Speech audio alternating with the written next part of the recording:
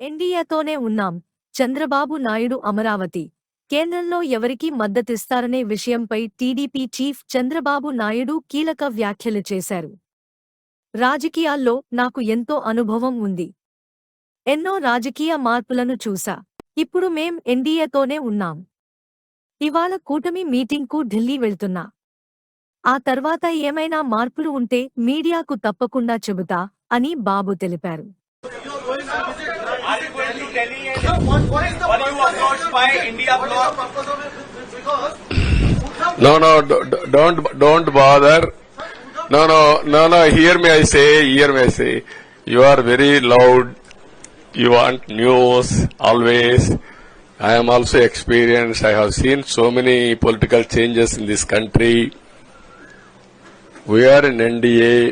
I am going for NDA meeting. In course of time, anything, we'll report to you. Thank you.